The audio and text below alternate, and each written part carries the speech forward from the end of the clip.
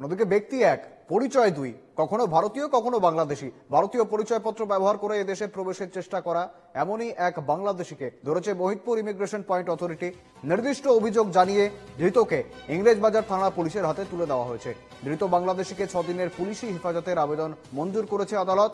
ধৃত তরুণের বাড়ি ভারতীয়, নাম সেলিম শেখ, বয়স 31, বাড়ি মুর্শিদাবাদের কালুখালী এলাকায়। ওই তরুণী আবার বাংলাদেশের রাজশাহী এলাকার বাসিন্দা।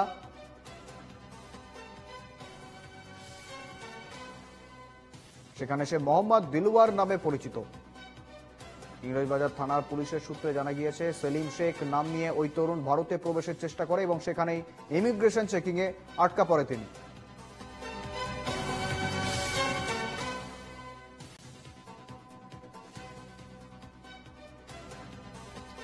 পরিচয় নকল করে ভারতে ঢোকার চেষ্টা এবং একই ব্যক্তি অথচ দুটি আলাদা আলাদা পরিচয়, ভারতীয় এবং বাংলাদেশি দুই দেশেরই পরিচয় রয়েছে ধৃতের কাছে, এমনটাই অভিযোগ।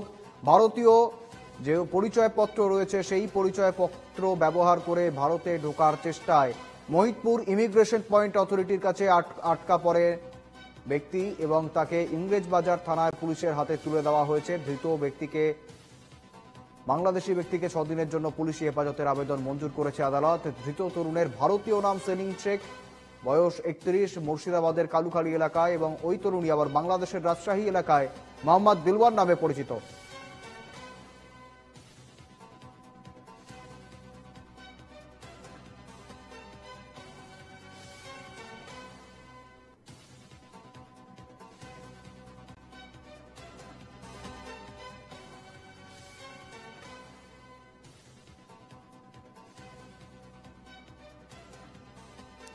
জাল পরিচয়পত্র ব্যবহার করে ভারতে ঢোকার চেষ্টা এবং ইমিগ্রেশনে আটক এক যুবক,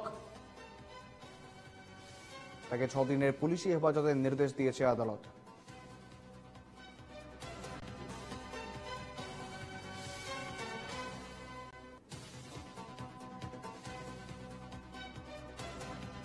আবারও জানাবো, ব্যক্তি এক, পরিচয় দুই, কখনো ভারতীয় কখনো বাংলাদেশি। ভারতীয় পরিচয়পত্র ব্যবহার করে দেশে প্রবেশের চেষ্টা করে এমনই এক বাংলাদেশিকে ধরেছে মহিদপুর ইমিগ্রেশন পয়েন্ট অথরিটি।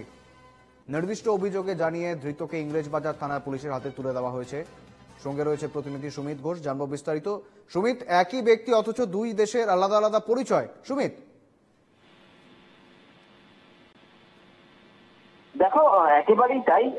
মালদার যে মহদীপুর আন্তর্জাতিক স্থলবন্দর, সেখানেই এই বাংলাদেশি যুবককে গ্রেপ্তার করা হয়েছে এবং যেটা জানা যাচ্ছে কি যে এই ব্যক্তি একজন অথচ তার দুটি পরিচয়, অর্থাৎ ভারতে যেমন তার একটা পরিচয় রয়েছে ঠিক সেই রকম ভাবেই ওপার বাংলা অর্থাৎ বাংলাদেশেও তার একটা পরিচয় রয়েছে, যেটা আমরা এখনো পর্যন্ত পুলিশ সূত্রে জানতে পারছি কি যে ভারতীয় পরিচয়ে এই যুবকের নাম হচ্ছে সেলিম শেখ এবং তার বাড়ি হচ্ছে মুর্শিদাবাদের কালুখালী, এবং সেই সঙ্গে এই যুবকের আরো এক পরিচয় রয়েছে বাংলাদেশের রাজশাহী জেলার পরিচয় রয়েছে এবং সেখানে তার নাম রয়েছে মোহাম্মদ দিলওয়ার।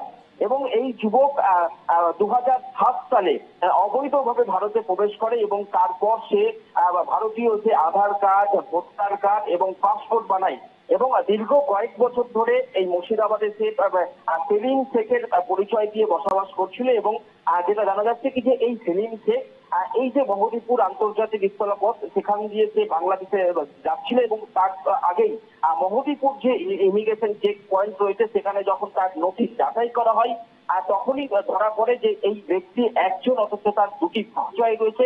এরপরই তাকে আটক করা হয় এবং আটক করার পর দীর্ঘ জিজ্ঞাসাবাদ করা হয় এবং তারপরেই কিন্তু বর্তমানে সে পুলিশি হেফাজতে রয়েছে।